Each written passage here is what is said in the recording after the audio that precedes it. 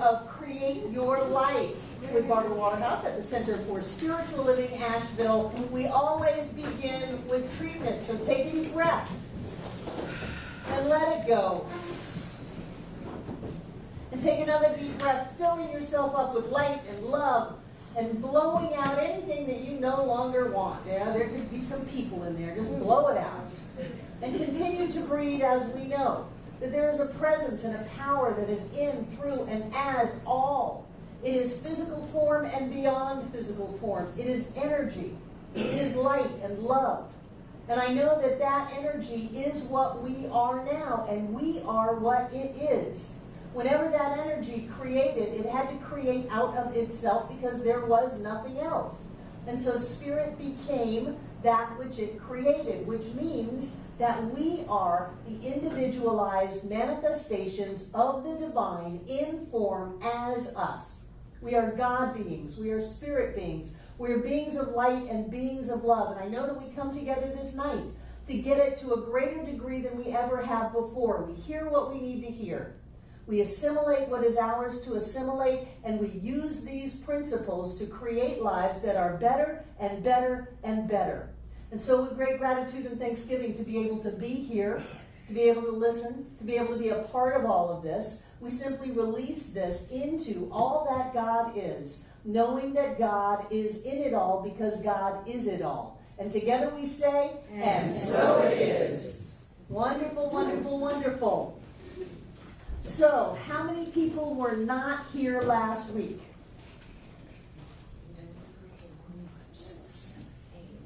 Okay, for those of you who were not here last week, those of you who were here last week, what did you learn?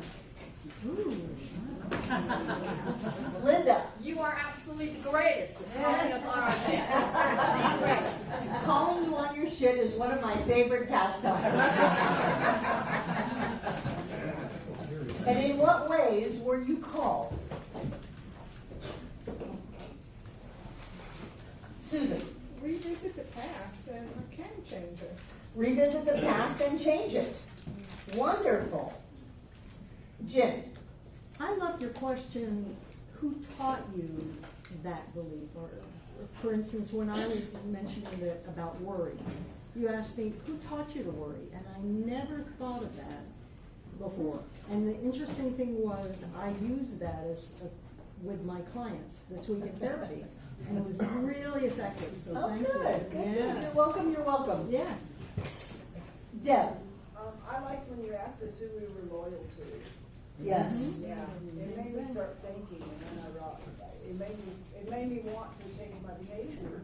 Good, good. Because I'm doing this out of loyalty. So for those of you who are not here, I'll do a quick recap.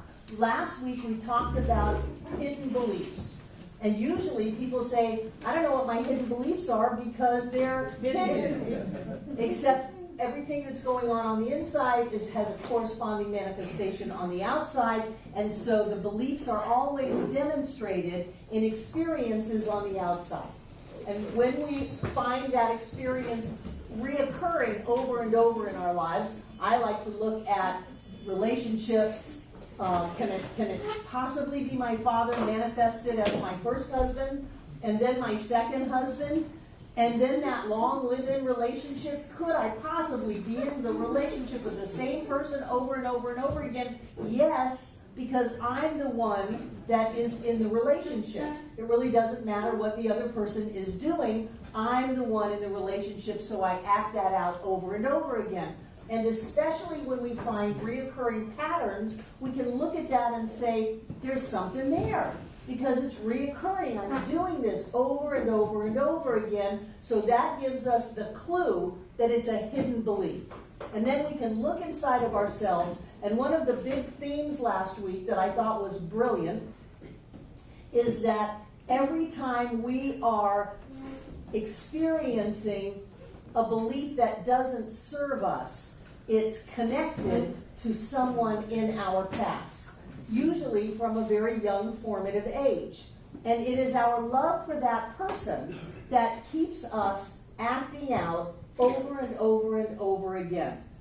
And when we can look at that without judgment, not, boy, am I screwed up. For that matter, I never think we're screwed up. I marvel at, with our history, how sane we all are, how high functioning we all are, how together we all are. So we don't want to jump into the judgment that says, I'm messed up, I'm neurotic, I'm doing this self-defeating habit over and over and over again. We don't want to do that. We want to look at that and say, what's up with that? And if everything is love, if there's only love, then the motivation for that experience comes from love. And usually that love is tacked onto someone. And what we found in class last week, that often it was tacked onto mother or father or stepfather or something like that. And that the motivation for that was loyalty and love. And for me, that frees me up to not put myself in a box and say, I'm not a good person, I'm not very highly evolved, I'm pretty neurotic. To not do that, but to say, I want to love. I've always wanted to love this person. I haven't been effective in it because I'm doing things like acting out their belief that I'm not good enough as my way of loving them. And seeing how I picked that up as a child with the mind of a child, then I didn't stop to think it through then, but now I can think it through. And I can question that and say, since my mother gave me a mantra of my formative years of what's wrong with that child, every time she saw me, it was, what's wrong with that child? I felt that there was a need for me to have something wrong with me. And so I demonstrated that over and over and over again until I moved out of that house at 15. And then I continued to demonstrate that there were things wrong with me. But I did that really as a way to connect with her and out of my love for her. But it wasn't effective. It wasn't working. And so when I would bring that out into the light of day and say my mother really didn't want there to be something wrong with me, that was just her way of grappling with the whole situation. And that the best thing that I can do is be powerful and be clear and be prosperous and be healthy and to be successful. That's the best way that I can be in my love for her. And then that frees me up to be able to be that. And truly, when my mother moved up here, and I thought the earth was going to open up and swallow us all up, when she started coming here to this center, and she's in her wheelchair, singing, and she was such a devout Methodist, and angry. She had an angry God. And then she came here and she turned into a metaphysician. It was fascinating, but a lot of that was that I could be who I was meant to be and love her in that state, and she came into that relationship in that new vibration. And people will do it. They don't have to still be on this plane for you to change your relationships with people. And in doing that, I looked at that as the first step of creating your life, because I can't just tell you to not think destructive, sabotaging, negative thoughts and expect you to be able to pull it off. It's not fair. That really what we need to do is get in there down and dirty and pull some of this stuff out and say, not, boy, that's awful, but where is this coming from? Where is this coming from? And if it's all coming from love, then it is simply a pattern that I've been using to try to experience that love, and it hasn't worked out that great. So now that I'm an adult, hopefully by now, I can rethink it and recreate it in a way that lifts me up. Sometimes, for me, since I'm talking about me, sometimes I have used my my feminine nature to pull myself back and play small, to get safety and security and approval from the men around me. And what I learned is that going back to dad, and acting out that primary parental relationship in many ways today, what I learned that I could be powerful and still have that love connection with my father. And in so doing, I started to be powerful in my life, and the men who didn't like that were still attached to my neurotic feeling about my father, they went by the wayside. A couple of marriages went by the wayside. And what replaced them were men that were in that new vibrational alignment of me being powerful and me still being able to feel approval from my dad. So that's where we started last week. Does that make sense to those of you who were not here? It was some great process work. We really dug in there and looked at some of the things that we had been acting out over and over and over again, and how we could change those by having a good, honest conversation with ourselves, changing our feelings about things, changing our internal conversation that says, no, I don't have to hold back or play small or not be who I've come here to be. I can be magnificent and clear and powerful and healthy and prosperous and whole and still be connected with love to people. And when we start changing that, we should have this week gotten a big insurge of energy. And so I want to check in with you. As you stop doing the neurotic thing and open up to the flow of life in you as you is you, you should get a surge of energy. Did you get that? Yes. Yes. Does anybody want to share about that? Oh, breathing. I didn't get a surge of energy, I got a surge of calmness. A surge of calmness. That's wonderful. But it was directly, specifically in regards to changing your relationship with people that have passed. Good. Good. You know, we're always in relationship with people whether they're on this plane or not. So if it's not serving us, we can go back and change that and have a better relationship. I even think it's easier if they're not here, because then they're just all light and love and, you know, everything's great. Who else has something to share? Deb. I got angry about something that was going on, but then I realized it was deeper, and it was about who I was being loyal to, and I realized this pattern. It made me angry, and I you know, made me, of course, want to stop, and because it was just a pattern of not just a default mode. Anger is not a bad thing. Anger is a pretty high vibrational emotion. And so if you went from unconscious default repetition of holding yourself back into anger, that's a step up. Are you still angry? No. How do you feel now? I actually feel pretty good now. Yeah, you get feeling pretty good because you're freeing up emotional energy. You're freeing up this stagnant, stuck stuff inside of us. And those are the hidden beliefs. You know where your hidden beliefs are by what's going on out in your world, what your opinions are, what pushes your button. All of those are clues that you've got some hidden beliefs going on. And unless they're hidden beliefs that say life is great and I am wonderful and all is well, if they're not that, then you want to pull them out into the light of day, check them out, wash them out, see if you want to keep them or throw them away. And that is always your choice. Jen. I had just the opposite. Instead of a surge of energy, I guess stuff got dug up. And I found myself, just a couple of days ago, for the first time in like 8 years, in the midst of depression.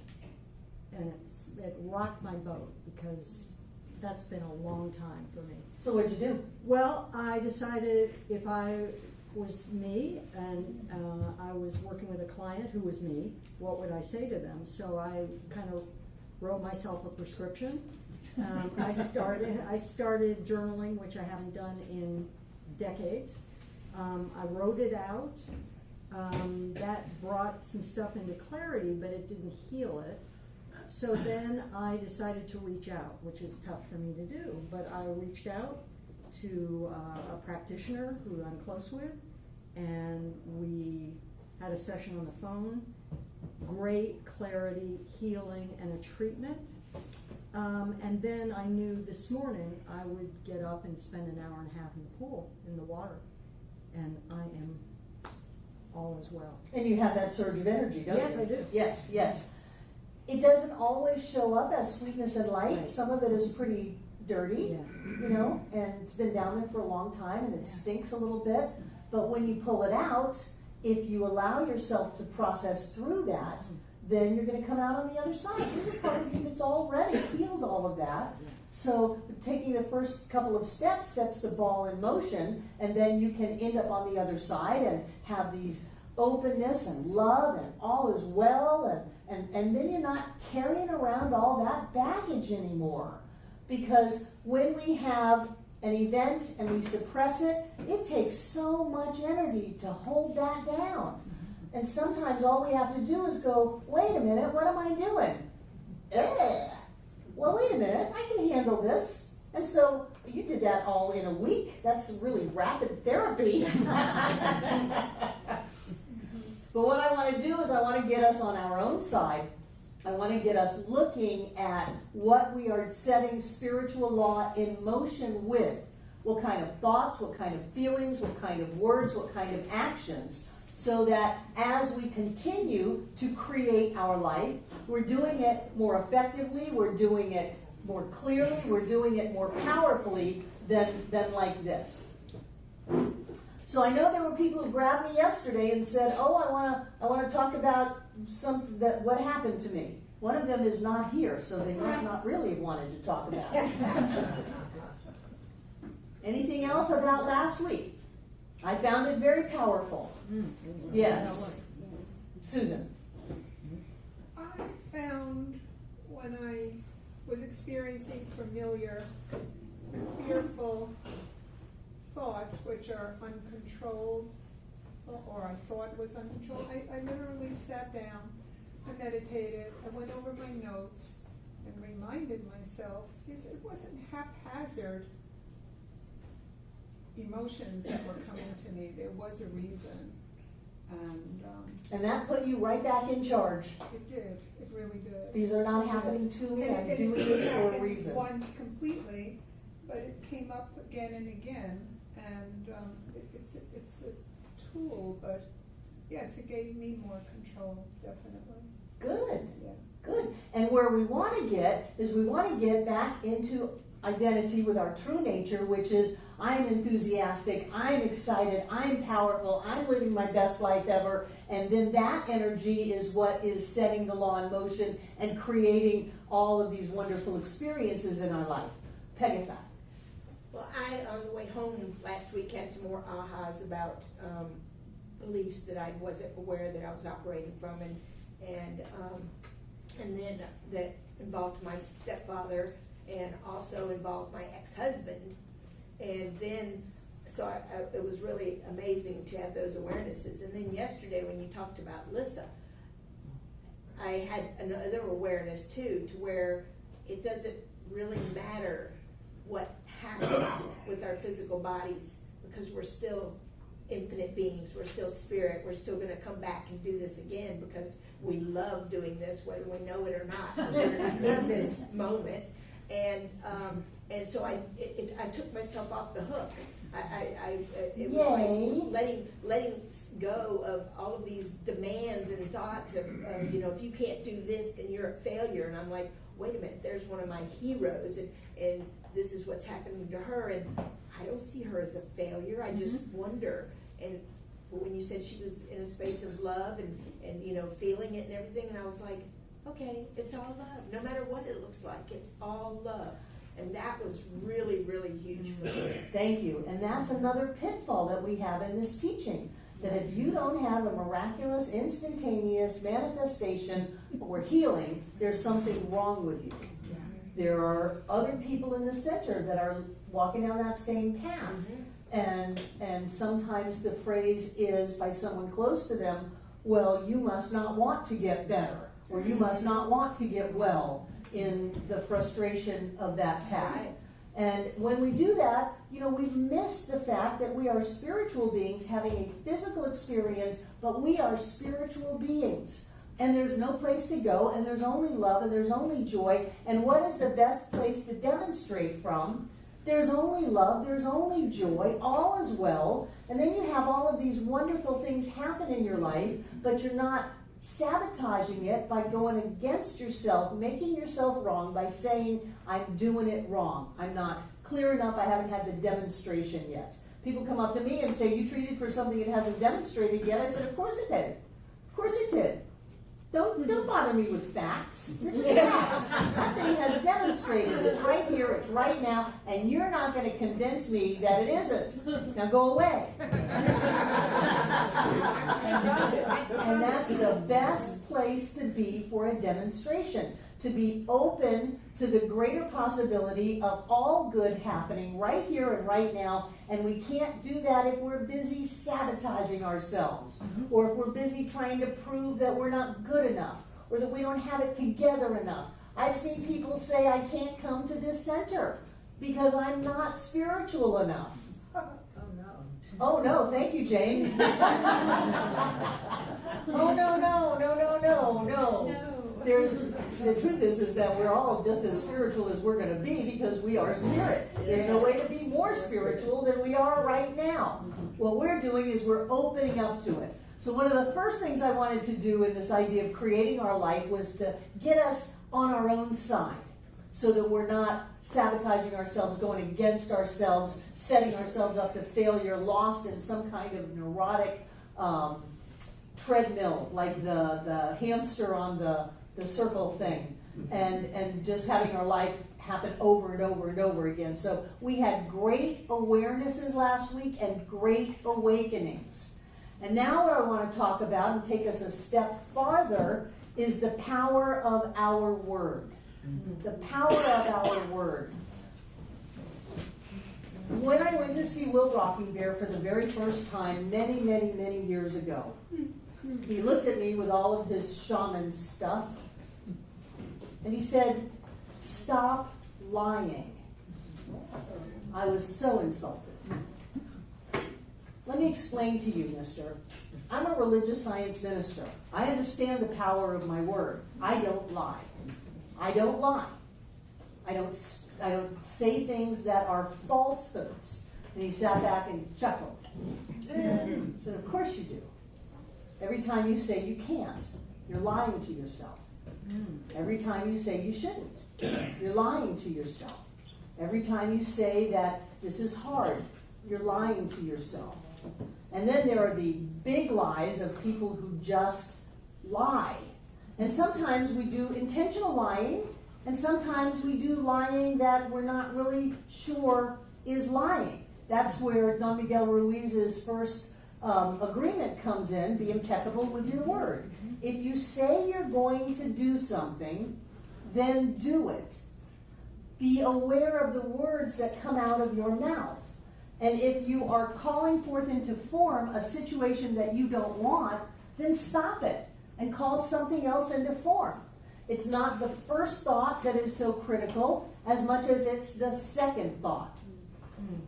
But I think where we trip up in this idea of loyalty and dysfunction and creating things that are not really for our highest and best is when we cave in on our truthfulness by agreeing to do something to please someone else.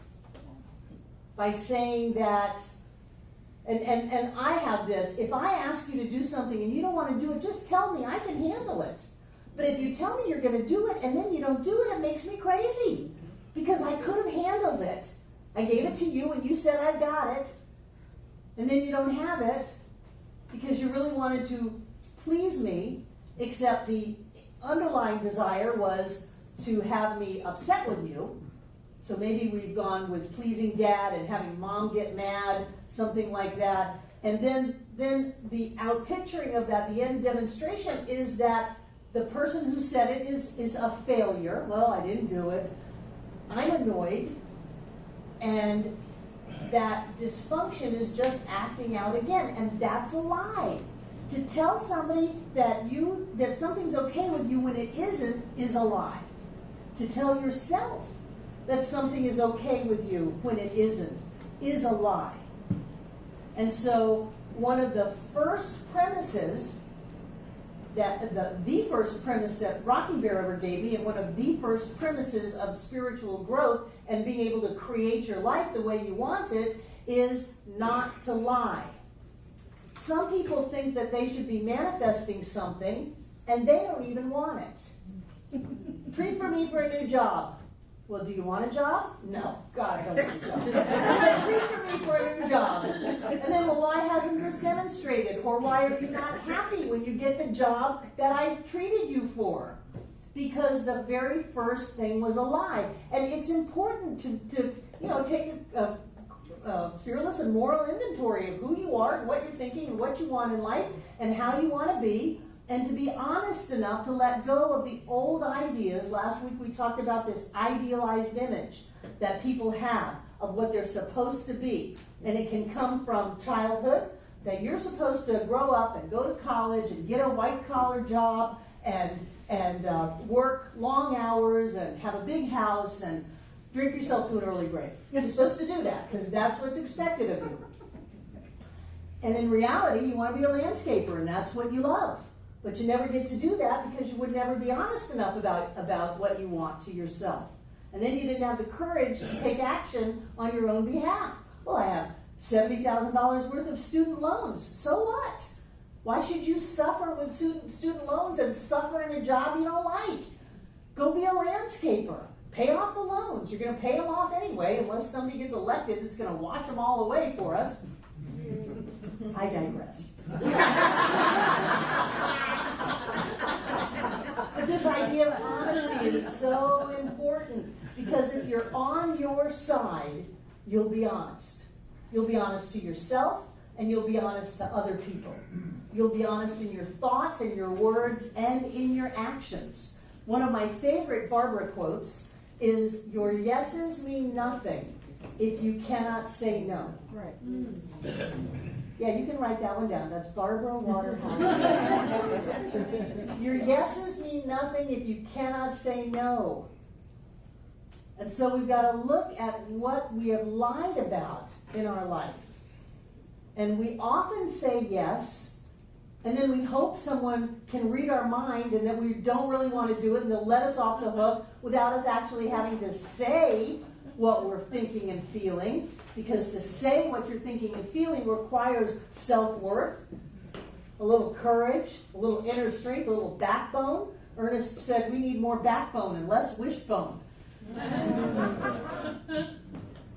I want you to think about some of the things in your life that you have lied about.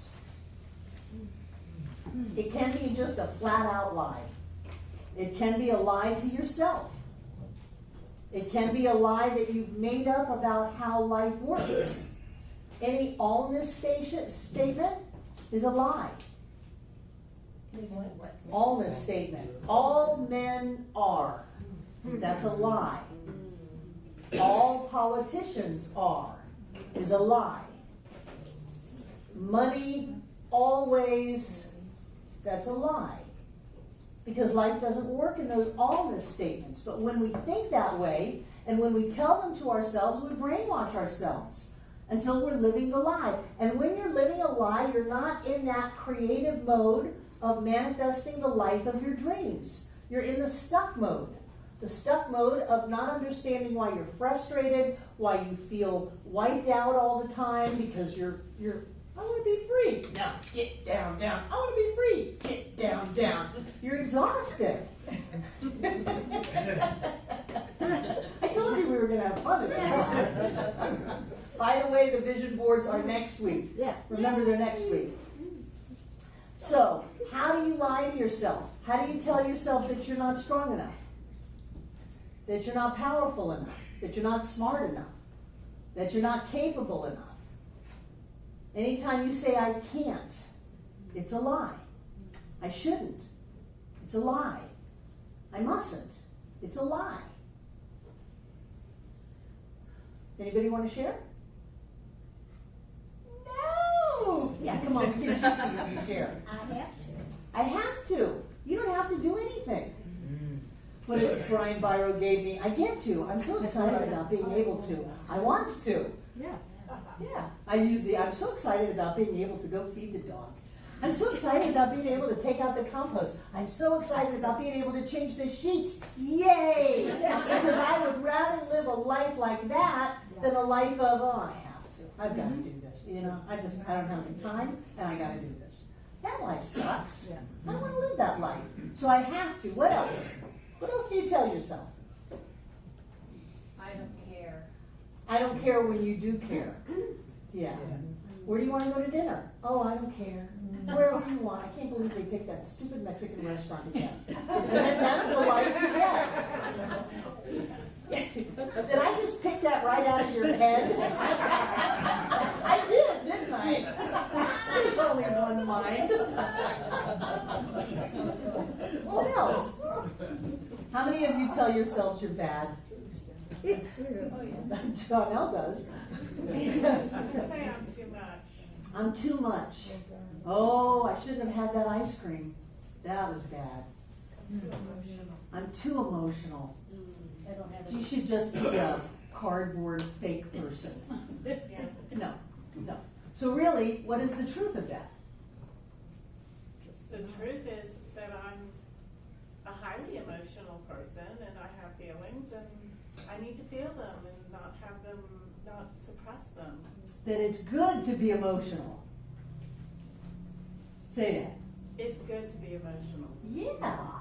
Boy, could you imagine, John, if we didn't let him cry? He'd be all bottled up and, you know, just... The man's got to cry often. Jake. Are you saying therefore that anytime you, like with myself, anytime I criticize myself, that's a lie? I mean, Yes. or if I get angry at myself because I screw up, that's a lie? It was a lie that you screwed up, and it was a lie that you got angry at yourself. Both things. Both things. You don't screw up. You are wonderful. So everything I do is perfect. Yes, yes. And any other thought is getting out of the oneness of spirit into the world of duality, of good and bad and right and wrong, and when you do that, you are lost. The only way to have the freedom of being able to just create at will is to be in complete alignment with the fact that you are God in form. And you lose that as soon as you think you screw up, as soon as you get mad at yourself, as soon as you think you've made a mistake, as soon as you think there's anything wrong with you, you've lost your power.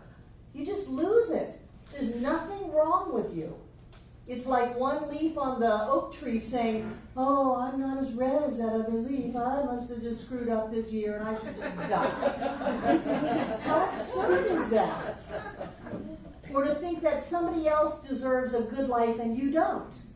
That's all about separation. And it makes anxiety. So maybe that's a different kind of separation anxiety. That's good. It's Troy. I think in my life, the greatest untruth or the greatest lie that I've come across is my history. And if I would let my history go unexamined and take it at face value as I've been as it's been all my life, there's no way out of this mess unless you go into it, you open it up, and you re-examine all of the assumptions and all of the agreements and things that you felt were true, and as you break them down, go through them, and now you're not 8 years old anymore. I'm 68 years old. I'm looking at things from a whole different perspective, and I'm seeing my father, I'm seeing my mother, I'm seeing my history, and now I'm in a position where I can sit down in my leisure and rewrite my life history to something that fits, feels better, is more comfortable, and most of all seems truer to my heart. Good, good. Will you clap that, please? Okay, we talked about that last week. We talked about the way that I could look at the little child in me that would go into 7-Elevens and steal as pretty ingenuitive, pretty ingenious, or just a bad seed. The church I went to knew that I was bad, that I was a bad person, and that there was a dark mark on my soul and that God really didn't like me. They knew when I came in the building, watch out, that Barbara Floyd is here, you know, she's bad. So I could look at that and the agreements and the assumptions that we pick up as a child, or I could look at it from today going, what a clean, a courageous little child. What a courageous little being to go in there. And as I got older and did more wild things, I could look at that as demanding freedom, demanding to be free and to be my own master of my fate, or I could look at it that I was just really bad. And so when we can look at that and look at the good things in us, and if we were to go back at any point in our life with the tools that we had at that moment, you can't go back with all your tools today, but go back to that moment, you would do exactly the same thing. You would do exactly the same thing that you did. So we can't go, well, now I know better, I'm going to make myself wrong. We've got to be on our own side. And when we do that, we can find our way through any mess. And again, I'm never concerned about how screwed up we are. It's a miracle that we're here. It's a miracle that we are highly functioning, looking for a better life, embracing our power and our clarity and our love, and showing up at Center for Spiritual Living Asheville. I'm in awe of what we have gone through and how we still are standing. And so when we stop beating ourselves up for bringing us to this moment and start appreciating some of the skills that we learned along the way, then we've got more energy and more skills to bring ourselves from that 8-year-old or 7-year-old child to the person that we are today. And there are whole schools of psychology about this. There's the championing of the inner child, of going back into that psychodrama, subpersonalities, sections of us energetically, and rescuing that part of us that is still lost. To be able to do that means that first we have to be on our own side.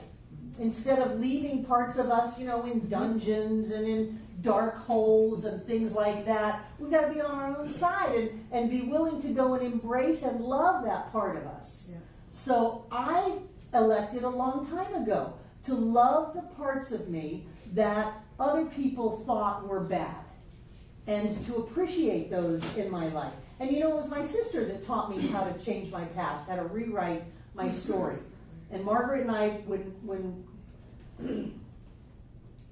I guess we were both living in Florida, but when we would see each other, it was often on the front porch of our old family home. And we spent many an hour there waiting for my father to come home and let us in because my mother was inside with the door locked.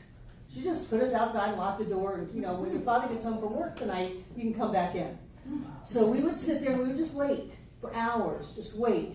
And what I started to do in my wise adult years was to use that time of being re-stimulated to complain about our childhood.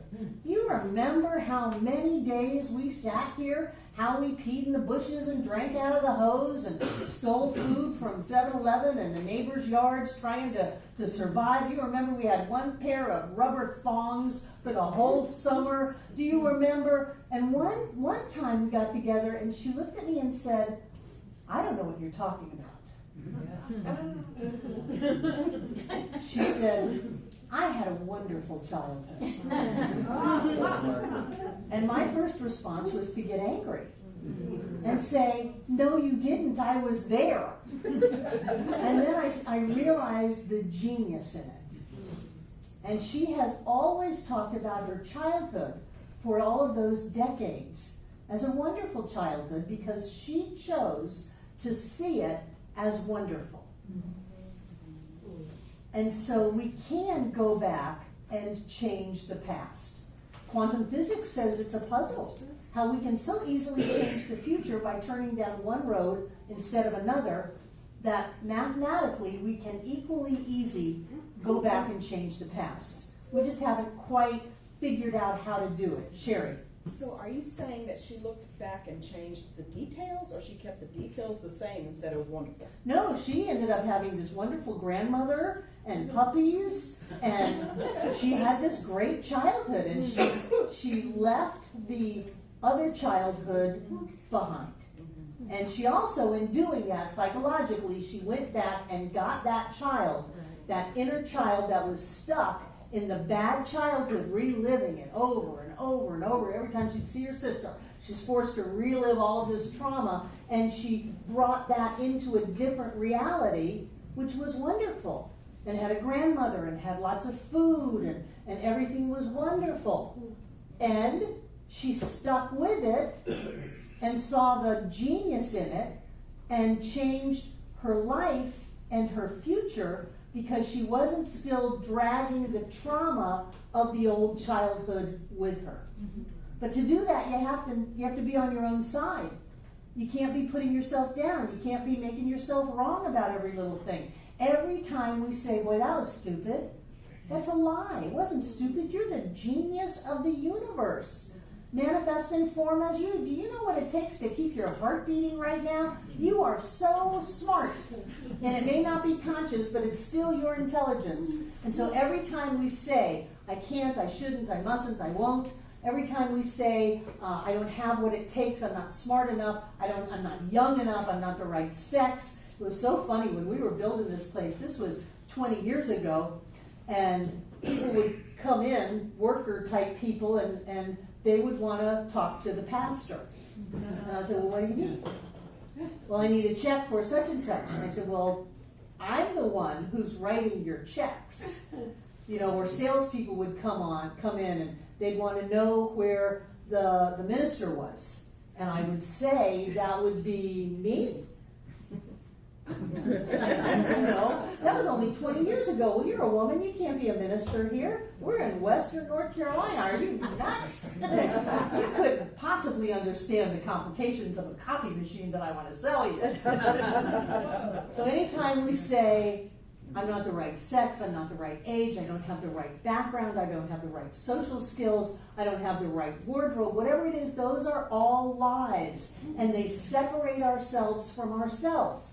And we're not in that alignment of the creative power of all life that's running through us, because we're going like this, and it just kind of dampens the flow. And so we don't create the wonderful life that we're meant to have. We create neurotic things over and over and over again, because the power of our word is so great. So great. And I know last week I said, I can't just tell you to stop thinking something and to start saying something else and expect it to work. And I can't, except once I get you on your own side, then you have so much more power and so much more clarity to stop thinking about all of the traumas of the past and to start thinking about all of the amazing wonderfulnesses in you, in your friends, in your life. And in doing that, you open up and let that creative power move through you in amazing and wonderful ways. So it's so important to start thinking about what you're thinking about. It won't give you a headache. If it does, take an aspirin. To listen to what you're saying. And it's so important as community to listen to what other people are saying. Not in an I caught you in a fib. You said you couldn't do that, you didn't have enough time. No. But instead of saying that, saying, I know that you have all the time that you want or need. The time expands to meet your every desire, because that's the truth. Instead of jumping down people's throats, which is just an out-picturing of our own jumping down our own throat, instead of doing that, we are supporting each other and lifting each other up, but we're also stopping that causative force by stopping the cause before it turns into the effect, because we love each other so much that we're willing to say something. And because we're on our own side, we're not so weak and insecure going around trying to get everybody to approve of us. We're willing to say, wait a minute, that's not the truth. The truth is that you have more than enough time, energy, money, opportunity. That the entire universe is supporting you in this creation. And that it doesn't matter which way you want to do it. You can do it either way, but it's always your choice. Can you imagine what we would have if we just talked to each other that way? Instead of, oh, wow, I gotta go. No, that's not the truth. The truth is that time expands to meet your every desire, and that you can do anything that you want, and whatever it is you choose to do is perfect and wonderful. Okay, well, I'm gonna go. Okay, but you're going as a different person than the person that was loaded with the pressure and the anxiety and all of that. And so we change what we set into motion to create by being honest to ourselves and to each other about who we are. That we are amazing. We are perfect. We are beautiful. We are wonderful. And that can never change. And when we stop telling ourselves stories about ain't it awful and oh this was horrible and I'll never be able to do that, then we can come together next week and put a private jet on our vision board and be in absolute alignment with that. Because people have private jets. And I think if someone wants one, they should have one and they should take me for a ride.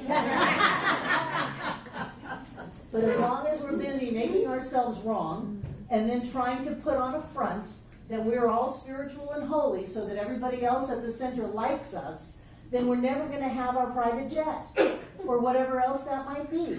A trip to Hawaii, a new car. We're not going to have that because we can't have it when we're separated from who we are, which is being separated from that presence of spirit that moves through each one of us as the creative process and manifests in physical form. We've got to be on our own side. Breezy. I love the quote. I think it applies to this real well. It's when you know better, you do better. Yes. When you know, that's Maya Angelou. Yeah. When you know better, you do better. And I like that quote from Ernest that John used a couple of weeks ago, that we are judging and criticizing each other from the burden of our own soul. So when our own soul is burdened, then we naturally project that out into the world. And that's why you can look at what you projected out into the world and get what your hidden beliefs are. You know, if I create the same marriage over and over and over again, it's not them, it's me. I did that. And that's my hidden belief. So when I see that, I can heal my own soul. And how do you heal your soul? Did you have your hand up, Gwen? No. How do you heal your soul? Love it. You love it. How do you love your soul? Love yourself. You love yourself. How do you love yourself? Give yourself. By not telling any lies. By not telling any lies and by forgiving yourself. Yes. Yes. So many people think they have skeletons in the closet, and let me just clue you in, there's only one mind. Think about it. You think you have secrets? There's only one mind. At some level, everybody knows everything about you. You can't hide anything. And the only reason you're trying to hide it is that you think there's something wrong with it. You think there's something wrong with it because you moved into judgment about yourself. So forgive yourself. Because if you went right back into that moment with the tools that you had, you'd do it all over again. You'd do it all over again, and it got you here. So nobody ever hurts anybody. Just take a breath on that one.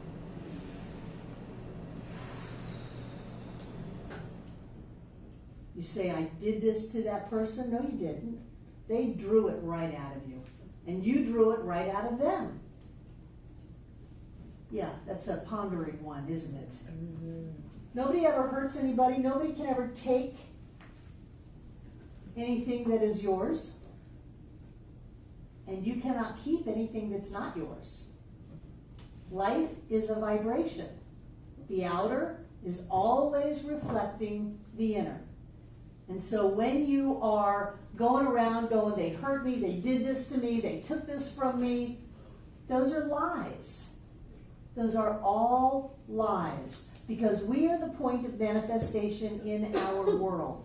And we can take a perfectly nice person and draw out a dirty, rotten rack and fratchet. And then we can blame them and feel victimized, and somehow we're being loyal to our parents. It all comes back around to that. Or we can stop and say, wait a minute, what am I doing here? I'm doing this. I'm at the point of creation in my life, and I choose to create a happy past. This didn't happen. If this wasn't a vibrational match for me, I'm glad it's gone. I'm glad they're gone. So that I can move into something better in my life. There's this thing called spiritual evolution, where we're constantly growing and expanding. And so as we grow and expand, we're going to leave the old behind. You know, if one person goes into therapy in a relationship and the other one doesn't, there's a 90% chance that that couple will split up. 90%. So if you have outgrown a job, a car, a house, a person, thank you, a person, then better to let them go and know that you've got everything that you need to continue to create a better and better life. And don't try to hold on to someone that doesn't want you. That's, you know, if you don't want to be around me, don't let the door hit you in the butt on the way out. Just go, because there are better people in the world, and obviously my vibration is bringing them in right now. So don't hold on to something that doesn't want you. Don't hold on to people or experiences that put you down. That's a lie, and that comes from the idea that this is the best I can get. This is the best I can get. You're welcome. You're welcome. So what we want to do is we want to be on our own side. We want to embrace all of the aspects of us, the crazy ones, the old ones, the ones that the world said screwed up. You know, we have people in our center that spent time in prison. So what? Bankruptcies. Hey, it's just a part of being in business. We have people who have gone through multiple relationships. We have people who have given up their children. I used to have a student that actually shot her husband and stood trial for it in the Buncombe County Courthouse. And they acquitted her. Had it coming. Exactly. He was going to kill her. And she picked up the gun and shot him dead. And they let her off scot-free. But she had a lot of guilt about that I helped her with. I helped her with that. Because going back into that same moment, she would have done it all over again. So you can't make yourself wrong for doing what you did. We did what we did. So take a deep breath. You did the only thing you could do. If you could have done anything different, you would have. And since you didn't, you couldn't. And I'll say that again. You did the only thing you could do. If you could have done anything different, you would have. And since you didn't, you couldn't. So to somehow go against ourselves and make ourselves wrong from doing the only possible thing we could do at that moment is simply separating ourselves from the infinite presence of spirit that lives and moves and has its being as us now. And it cuts off our power, it shuts down our creative abilities, and keeps us locked in a life that is simply repeating struggle and suffering and limitation over and over and over again. And that's not what I want you to do. That's not why you're here at Center for Spiritual Living Asheville. You're here because you get to have a better life. But the better life has to come through you. It's not going to come to you no matter what the law of attraction says. It's got to come through you. And to do that, you have to open up, which means you've got to stop fighting yourself, putting yourself down, making yourself wrong. You've got to stop lying. So I want you to be mindful this coming week of all of the different ways that you lie. And don't put yourself down. Wow, that was clever. Wow, that was subtle. That was a really subtle lie. Whoa, you've been practicing that one for a long time. And just look at how you do that, because it's not helping. You know, Marianne Williamson said it so eloquently, to pretend that you're small, to play small is not helping the universe. And she didn't say it like that at all. But that was her intention. Playing small is not helping anybody, including you. And if you want to be able to manifest, to heal, to change the world, then you've got to be running on all of your spiritual cylinders. You've got to be connected. You've got to be open. You've got to be clear. And to do that, you realize that everything comes from love, that you've always done everything from a desire to experience more love. You've got to realize where you're going astray by lying, by presenting a false front to the world. And you've got to have the courage to change that. But I promise you, it's easier to be happy than miserable. It's easier to be rich than poor. It's easier to be healthy than sick. It's easier to be successful than feel like you're a failure. So even though it might take a little courage to get it going, you're going to have that rush of energy. You're going to have that lifting up, that opening up of consciousness, that you're going to look around and go, why did I wait so long to love me? Why did I wait so long to approve of me? Why did I wait so long to be me? Because only when you are you can you command all of the power of life into manifesting whatever it is you want. Let's take it. So we've had some questions about next week's vision boards. You're going to bring supplies next week. It's a vision board. So you're going to bring a board. Doesn't have to be plywood. I find those cumbersome. I like the poster boards that Ingalls sells, Walmart sells, Staples sells, Dollar General sells them. Something that's going to hold your creative work. And then, because you're going to do a lot of gluing, you probably want a glue stick. They're easier than the old squirt glue. Some people might bring spray adhesive, whatever you want to bring to stick it on. Tape works. You're going to bring scissors so that you can cut things. Some of you may want to cut things out before you come. That's fine. There's not a lot of rules to this. You are free to create. The most important part of a vision board is what you're going to see when you look at the vision board. So you're going to want to research pictures or bring in magazines. If anybody is old school, you can bring in a stack of magazines. You can go online and look at different things and cut them out or print them out. You might want to have color on your vision board. You might want to have words on your vision board. Some of you might want to get into 3D art.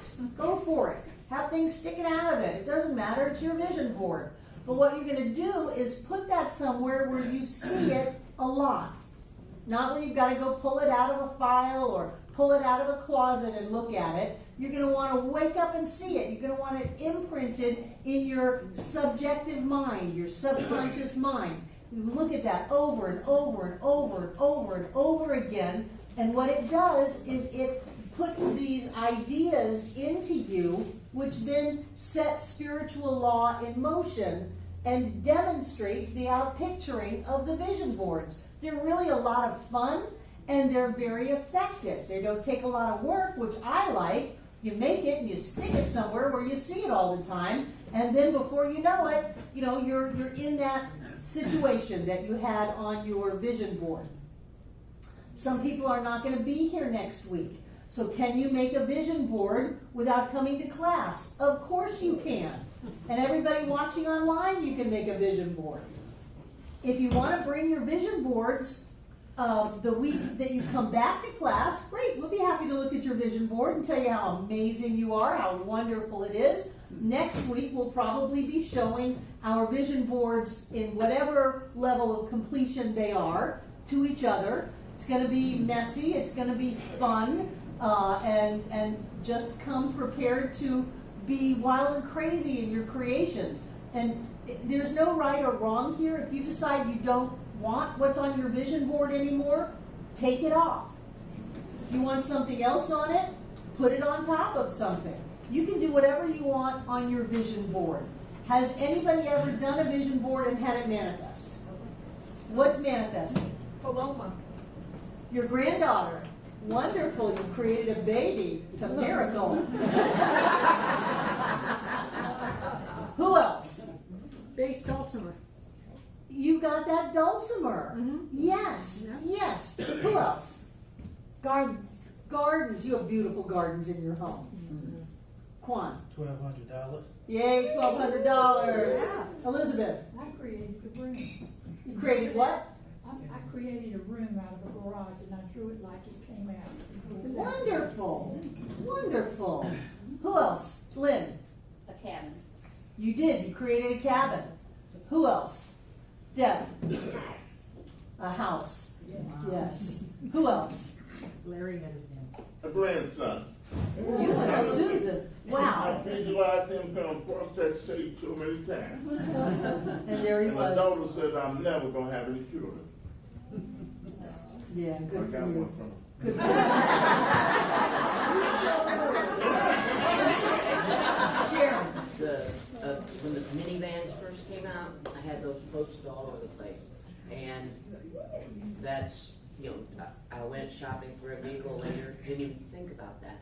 And when I came home with my white minivan, I started taking these things off and I thought, what kind is it? I was looking real close and it was the Chevy Astro minivan. It's the exact one you had up on the wall. Good And for I had no you. idea that that's what was posted. Good for you. Good for you. Who else? Lisa. Residual income. Yes, more money. Wonderful. Residual income. Jane. I created a swamp, and by heavens, they suddenly realized right near me, there's the swamp. But it's not the same as the one on my vision board, but. You put a swamp on your vision board? Yeah, There's no wrong. You're priceless.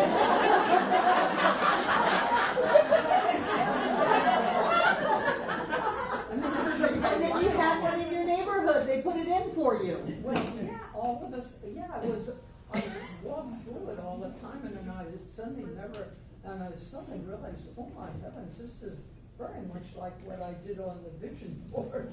Good for you. Good for you. Yeah. We created this building. This next building. We created that.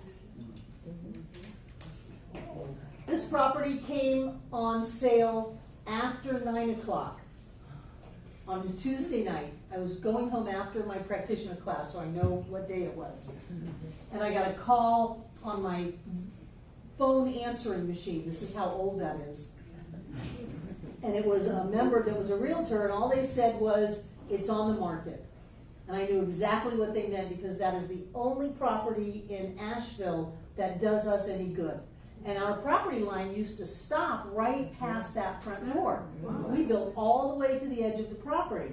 And then that property was owned by someone else.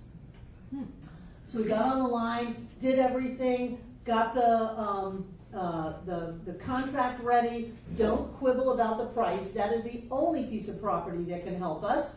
And delivered a contract by 9 o'clock the next morning. They rejected it because it had financing contingencies in it. And they said, no, we're not going to wait for your financing. The truth was they didn't want to sell to us. And they told us that they didn't like our religion, which was the big problem for them after that point. But we ended up calling one of our members and said, it's 9:30, the property's on the market, they've rejected the offer, we need $185,000 cash right now. And they said, okay. And they got in their car and came over and wrote out a check for $185,000 and gave it to the realtor, so they had a cash offer on the table. And then they tried to say, we don't want to sell it to you because we don't like your religion. And I said, wow, you actually said that out loud. Do you know that that's a hate crime? So they sold us the property.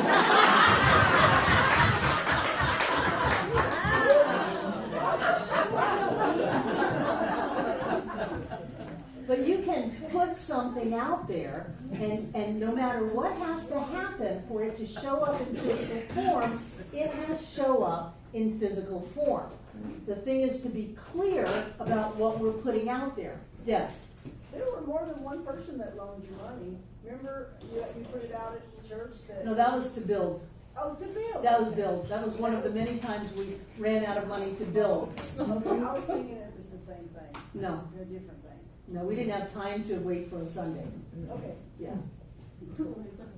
Like you were saying about being careful, you know, about what you put out there. When I first learned about vision boards and the lady was telling about it, she had, she wanted a beautiful office, and so she had the vision board all fixed up, and she said, then when it finally happened, I mean, just she loved her office, but then also she had a big dog that came into her life, about the size of your dog, and she, you know, had no thoughts about a dog that she bought. Mm-hmm. But on the front of that vision board, you know, pictures, in front of the desk was a great big rug, and on that rug was a great big dog. So be careful what's in your pictures. Right, pictures come in all forms. That's why we do get very careful about what we bring into our experience. In our home, over the kitchen sink is a sign that says something wonderful is happening. Because if I'm going to wash dishes, I want something wonderful to happen. And the way to do that is we don't even think about it anymore, but every time we walk in there, it's being imprinted on our subjective. And so we want to look at the different ways that we are imprinting the cause that we're going to experience the effect on. That's why it's so important not to lie. That's why it's so important not to criticize. That's why it's so important not to be judgmental. Because what you judge in other people, you're going to get. What you bless and praise in other people, you're going to get. We are so powerful. And one of the ways that we get to really get to know our power is to create. And so as we are creating in this class and we watch things demonstrate, we're going to go, wow, I did that. It seems so silly. You go to class with scissors and glue, what are we in kindergarten? And put stuff on a piece of paper and look at it for a few weeks, and then all of a sudden I've got a new car, I've got a trip somewhere, I've got new furniture, whatever it is. I've got a new person in my life. We get the power of the creative process within us. One of the ways that we get the awareness of what we want to have in our lives, we're using a visual input from the vision boards. Another way is what we listen to. I'm very careful about whether or not I'm going to listen to popular music. Because most popular music is a bummer. Country western. If you play it backwards, you get your dog back, your truck back, your girl back. Because when you play it forward, you lose all of that. John went through a phase of wanting to listen to one of the Sirius XM radio stations called The Bridge. And he liked it because he knew the words to the songs. And I said, it's lovely that you know the words to the songs, but have you listened to the words that you're singing? Yeah. When you listen to that, when you listen to things on television, whether they are news reports, and remember, if it bleeds, it leads, and if it's not bleeding, you're not going to hear about it, so you're not going to hear about anything that's not a catastrophe. If you're watching television shows or scary movies or things like that, you're bringing that into your consciousness. And I'm not saying you should go be a monk somewhere, but think about what you're going to watch. Think about what you're going to listen to. Think about what you're going to expose yourself to, because whatever you're exposing yourself to, you are setting in spiritual law to manifest in your life. That's why we get so picky about who our friends are. That's why we have such low tolerance for negative people in our lives. And it's not that we're snobs, it's just that we don't want to hear it. So when we're looking at our lives, understand that our subconscious mind, our subjective mind, is picking up on everything. The color in this room is chosen to have a certain impact on you. The colored vases in the sanctuary are chosen. The color scheme in the sanctuary is all chosen to impact you. Be mindful of what you're exposing yourself to. If you want to go watch a sunset, wonderful. It's nature, it's beauty, it's great. If you want to go have a walk in the woods, it's great. If you're going to go to a movie, stop and think about what you're going to see. And if you're going to go see somebody rip somebody up with a chainsaw, just understand that you're going to have to do a little spiritual practice after you're done and counteract that a little bit. I even question my love of football, but I just love it so much. You know, and I know that God's in every team and everybody's fine and everybody's creating their experience. I just marvel at the athleticism of people. I love the Olympics too. You know, how can they jump that high? There was one young woman who just did some kind of an Olympic thing, and she set a new record of how many twists and turns and flips she could do while she was on just one jump. I saw it in slow motion. It was amazing. So when I'm watching that kind of thing, I'm not all rah, rah, rah, rah. I'm just like, look at them run. Look at them catch that ball. They're 6 feet up off the ground. The ball barely touched their fingertips, and they came down with it. That's amazing that they can do that. That's the way I watch football. So if you're going to watch a sport, you may not want to get too heavily invested in one team winning over another, because then you're in that win-lose mentality that we talked about last week. And if you're going to expose yourself to television or radio or people, just be mindful as to what you're exposing yourself to. And there's nothing wrong with exposing yourself to some negativity as long as you clean it up. As long as you go home and do some meditation, do some affirmations, lift up your vibration, lift up your consciousness, because if you don't, you're going to carry that into your creative process. And just my experience often comes from the last series I watched, which was Game of Thrones. And how I realized that I would have nightmares after watching Game of Thrones of fire-breathing dragons ripping me apart limb from limb, and that I couldn't take that into bed with me, that I had to change it. And it wasn't that hard, because I rarely watch TV at their scheduled hour anyway. It's just too late. So I would be watching Game of Thrones in the morning or in the afternoon, and I had plenty of time to shift that energy and wonder why I watch these things. I'm on my own side now, and I'm accepting myself just the way that I am, with all of my creative genius and pizzazz. But I'm careful about what I do before I go to bed. And I just throw that out. Your life is your life, it's your business, but what you're taking into bed with you, they say your unconscious works on all night long. So I keep the book, this thing called You, by my bedside on my nightstand, and I like to read a little bit of that before I drift off to sleep, which is Ernest's writing of what an amazing spiritual being you are, how wonderful you are, how beautiful you are, how the entire universe comes together in concert and harmony to support you, how you are precious to all of life, how the entire world wouldn't be the same if you weren't there. You are necessary for the fulfillment of the presence of spirit. And then go to sleep on that. And let that work.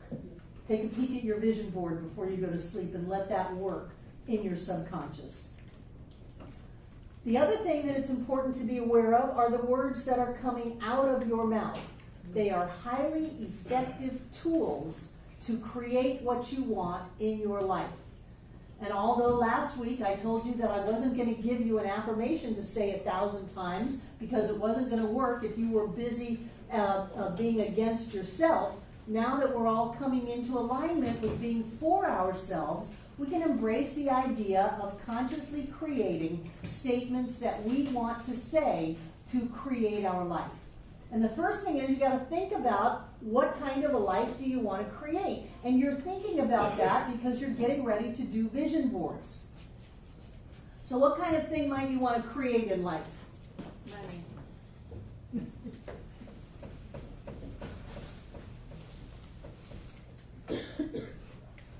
Money, House. Big house. house, Studio. health. Harmony. That's enough. That's enough.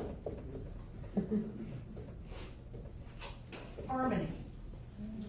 So, in my discussion of affirmations, and I'm going to move over here, my camera guy. They're going to be personal, positive, Powerful. yeah, powerful's down here. Present. Yeah, present, precise, present. That's my 5 P's. So we're going to create short sentences that we can say over and over and over again and tell us about this life that we're creating. We're going to say, my body is vibrantly healthy. I'm filled with energy. I love waking up in the morning. I'm going to create little precise sentences that I can grab and just fill my mind up with. The same way that I'm going to look at the vision board a number of times during the day. I'm going to tell myself things and fill my consciousness up with ideas that are going to manifest in my life. So the first thing that we do, it's personal. This is for you. It's I. It's positive, so we're not going to have any kind of a no in it. It's all going to be positive. The present is now. Precise is short. And powerful is going to be your power words.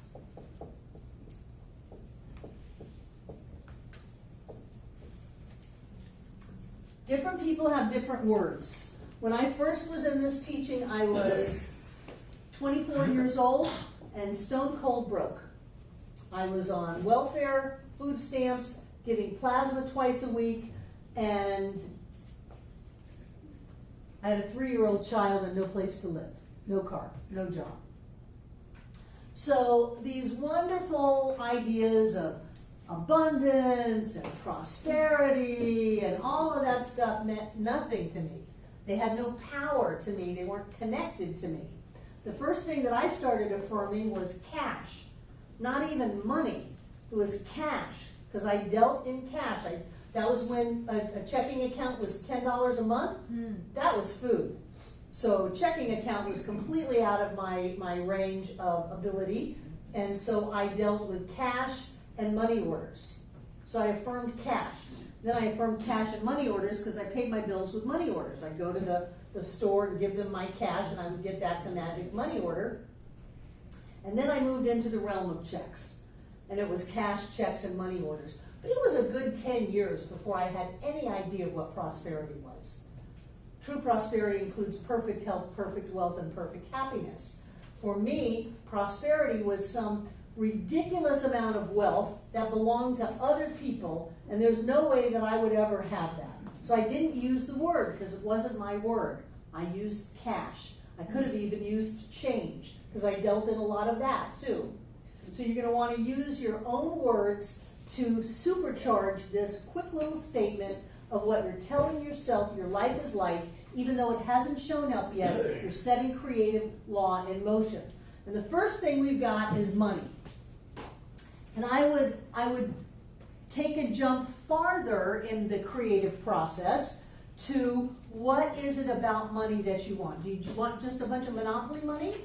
No, I want lots of money. Lots of money. Lots of money. Not Monopoly money. Not monopoly money. So what is money going to do for you? Oh, allow me to travel. So you want to travel. Okay. Do you see her smile? Yes. Let me tell you about secondary causation. When we think that we have to get something to have something, and this is what we really want, we're taking the long way home. So Sandra wants to travel. I think if one of you were to say, I'm going to give you tickets to a trip to Egypt or wherever, I think she would take that and go travel. Gratefully. And she wouldn't need to have the money show up first. So let's not waste our creative time on creating the money because we think the money is the key to travel. You can get the money and have a hole in your roof, and all of a sudden the money is gone and you didn't get to travel. Or you can get money and travel because the money is part of the demonstration to travel, but it's really traveling what you want. Traveling lifts you up. Traveling excites you. So, what is an affirmation for this? I travel whenever I want. Well, whatever I want is not present. No. I travel now, right now. I travel now. Travel is her power word. It's short, it's precise. You can grammatically spruce it up a little bit. I, Sandra, am traveling right now. I travel the world. I travel with ease and grace. I travel on ships. I travel on planes. I stay in wonderful hotels or resorts or bread and breakfasts. B&Bs. And that was one thing that Alyssa did so well. She traveled the world, and she loved it. So I'm traveling right now. Not I'm going to travel, not I wish I could travel, but I'm traveling. I am a traveler. Not a tourist. I'm a traveler. There's a difference. I travel the world. And you just start telling yourself that. I'm a traveler. Every time you get in the car, I'm a traveler. I'm a traveler. Watch the Travel Channel on TV, and press that into you and have that part of life open up to you. And when you become that vibrational match, when you accept that in consciousness, when you know it, you'll be traveling. And all of a sudden people will say, oh, somebody dropped out of this trip to Mexico with Michelle. And it's all paid for and they don't want their money back. You want to go? Yes. Yes. Because you have set spiritual law in motion and you have created your life, and you don't have to have what you want to be contingent upon the rules that you think society or life has placed upon you. Those rules don't matter. We walk on fire. We bend spoons. Wasn't that fun? Yeah. Bend spoon. Those rules don't matter. What matters is embracing inside of you as a reality, as a now experience, what you want to have in your life. And when you have it on the inside, it shows up on the outside. It is so much fun. What's the next one? Who wants a house? Who said house? Linda, what is it about a house? I want a tiny house, because I really want my privacy. You want mine?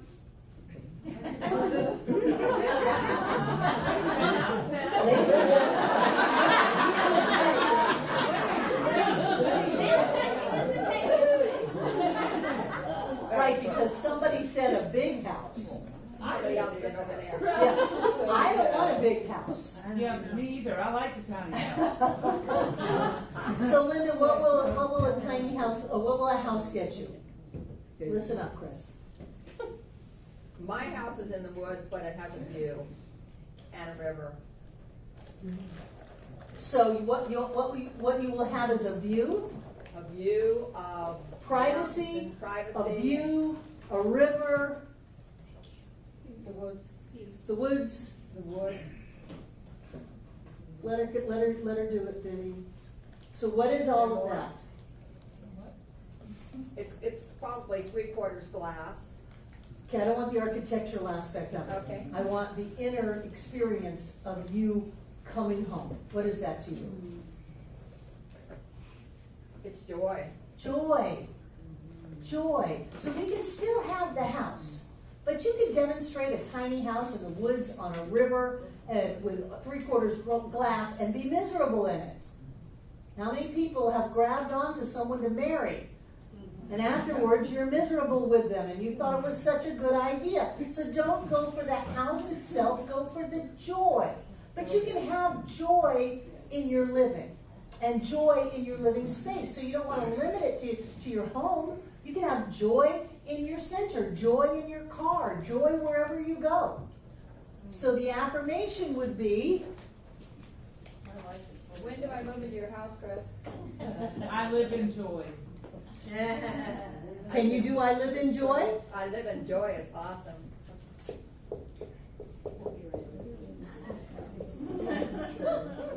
Now, it's okay to have a house on your vision board, but when you're telling yourself these things, don't give yourself too many steps to go through.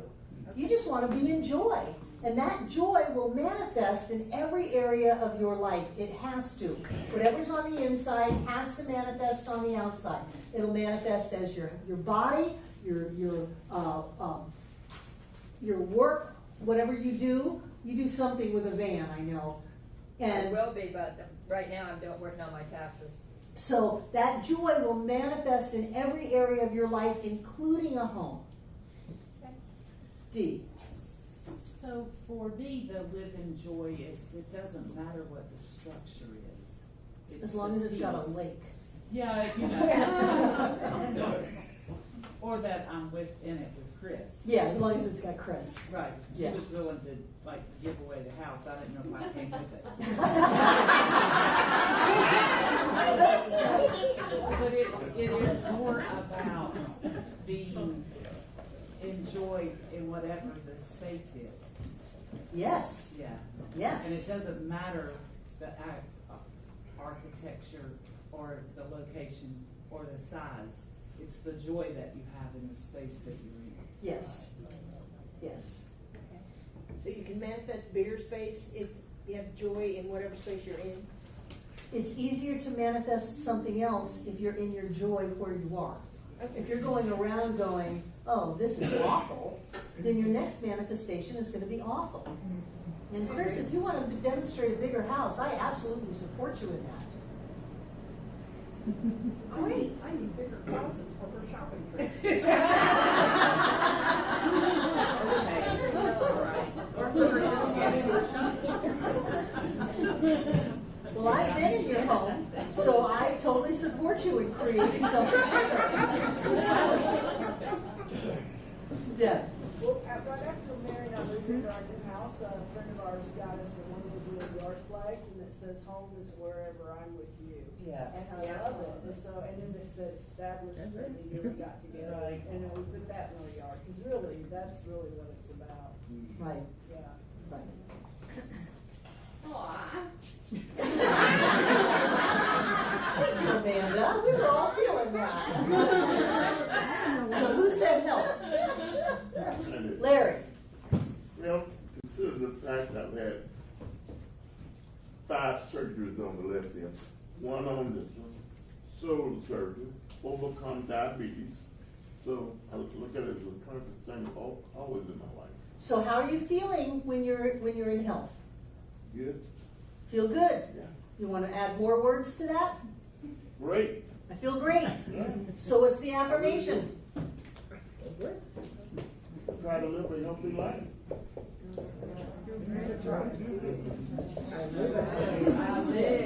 We're not trying. We're not try babies.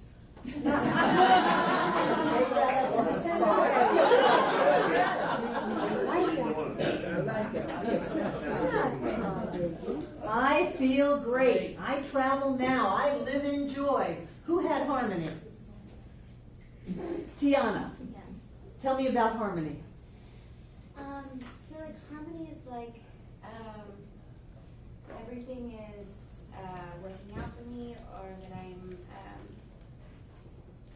that my kids are, we're all like getting along, or just like this knowing that I think harmony is like the word that I would like. I would feel harmony is And you get to keep harmony. yeah. Because harmony is not a secondary causation. You can have harmony no matter what is going on. So what you're going to do is have harmony inside of yourself. Okay. Yes. Now, if you think your kids need to be a certain way for you to have harmony, No, they you're in don't. trouble. No, they don't. It's just like it's a me thing. They're doing great. Like I just want to know I'm doing great for them. which I believe I am, but I can't, So what would the word be for you to know that you're doing great by your kids? You're, what? I create. well, you threw that right in there of, I want to know I'm doing great by my kids. Right, like for harmony, it's like that everything, like the house, Harmony in the household. yeah, like a harmonious house where everyone, we all work together and we all. Right, but you can't let your harmony be contingent upon whether or not the kids are working together. No, they don't have to work together, just with me. You can't let your harmony be contingent upon whether or not the kids are working harmoniously with you. Okay. Your harmony is your harmony. And you can feel harmony with someone who's not acting harmonious. You can Okay. still feel harmony with them, Mhm. but you can't let your harmony be contingent upon their actions. They can't be part of the equation in that when they do this, I feel harmony. You just feel harmony. Right, okay. So what is your affirmation? I am harmonious. I am harmonious. Is harmonious really your word? It's like, I would say I am harmony. There you go. And I like the I am.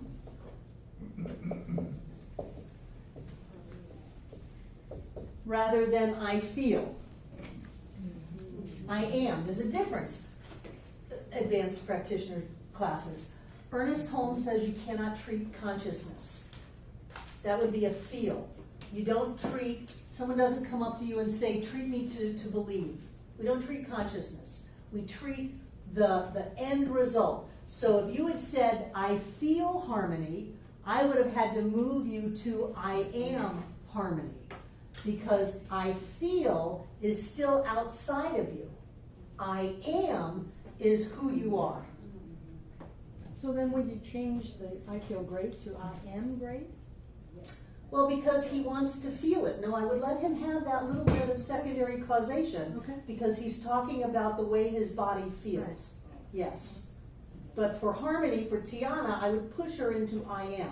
Especially when she's already got the kids in the mix. These kids are tricky, They figure out that you want them to be a certain way, and sometimes they are, and sometimes they're just not. So do you get that? Yeah. I want you to all start creating the story of your future by telling it to yourself. And you don't have to say one affirmation over and over and over again. You can say, I feel great, my hips feel wonderful, I am so strong, I am so flexible. Mr. Williams, I am getting younger and younger every day. Look at that shoulder move. I feel fantastic. You're making up a story and giving it to yourself the same way that we're going to make up a story next week on pictures. And you're putting it in your ears. You're hearing it come out of your mouth. It affects so many different levels of us. And then once you keep telling yourself this story, the same way that we told ourselves other stories about the past that didn't serve us, we're telling ourselves new stories about our life. And our life comes into alignment with those stories. I feel wonderful. I am wonderful. Gosh darn it, people like me. Oh, that was Saturday Night Live. Yeah, that was Saturday Night Live. So, any other questions? Catherine. Yes. So, what I think I'm hearing is that, because what if there's, so you should find something, like the thing that you want to really focus on, because I tend to be like, oh, but that I like that, and then I would like that.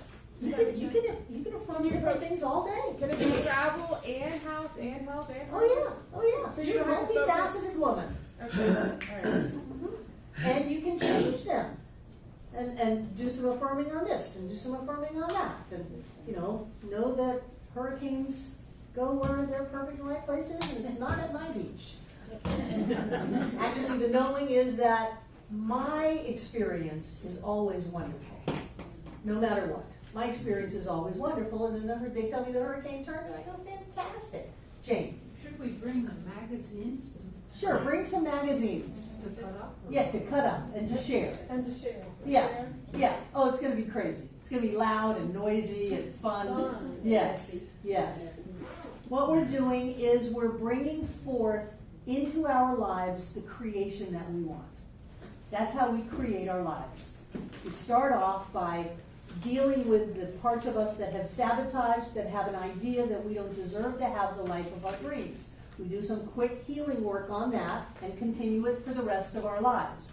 And then we start looking at how we can bring into form these wonderful things: health, joy, happiness, prosperity, travel, friends, all kinds of things, grandchildren.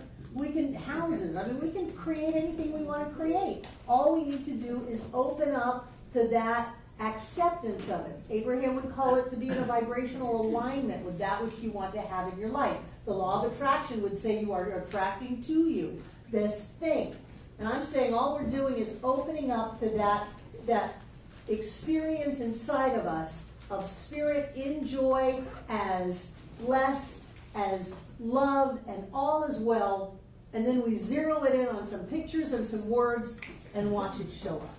It's really wonderful and fun, and you can do that forever. Whether it's a parking space, or whether it's the love of your life, or whatever. Judy.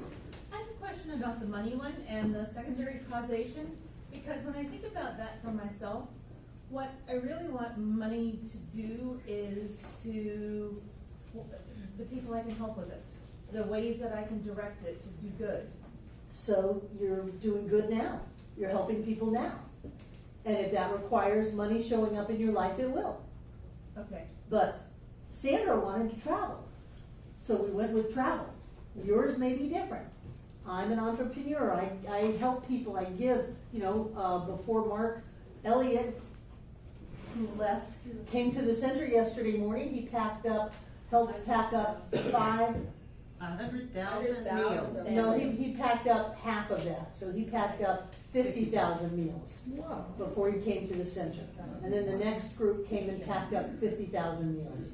So it doesn't take any money to do that. But if you're saying, I want money to do this, and you're resisting this because of neurotic patterns, then you're not going to have the money. If you just go ahead and do that, and money's a part of it, money's going to show up. Does that make sense? Good, good. Come next week, bring all your stuff, and tonight take out what you're going to give.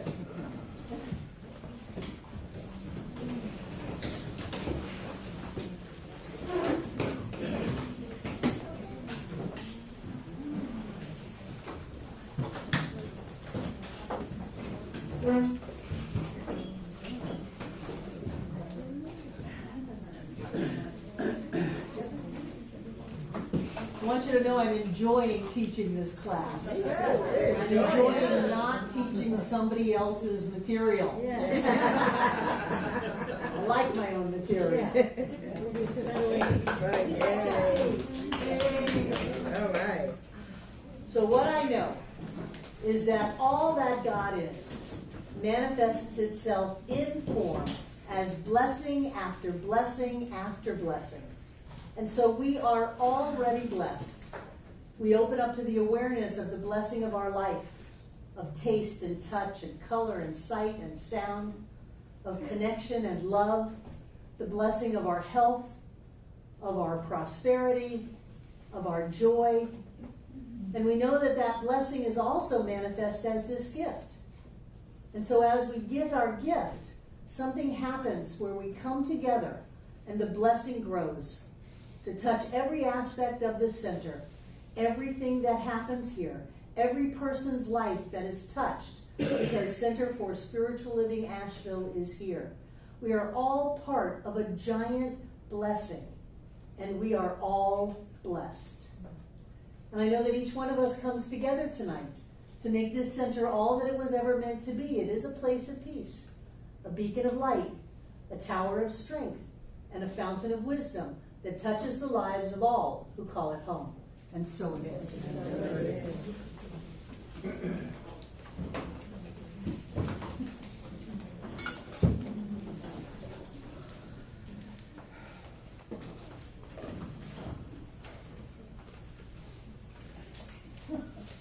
money in the air.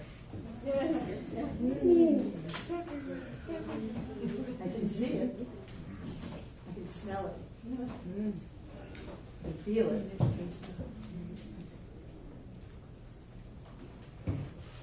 And I know that as that presence of spirit, as expanding consciousness of prosperity and money and abundance of all kinds, I know that as it is here, it is touching us and lifting us and opening us, that we all deserve to be rich. We all deserve every good thing in life, that we are a point of expression and experience of the ever-expanding joy that is prosperity, that is abundance, that is blessing, and that is blessed. It is our divine birthright to have more than enough of everything and to enjoy it in this life, to taste the tastes, to see the sights, to experience all that there is in this wonderful experience called life on planet Earth. And I know that everything in these baskets is blessed, that each one of us is blessed by giving. And as we give, we receive. And so right here and right now, that presence of spirit touches and blesses and heals each one of us. Heals each one of us here today, each one that has ever been here, and each one yet to come. And so it is. I love you guys. I'll see you Sunday. It's going to be wonderful. Hi, I'm Barbara Waterhouse. And I'm John Waterhouse. Thank you for watching this message today.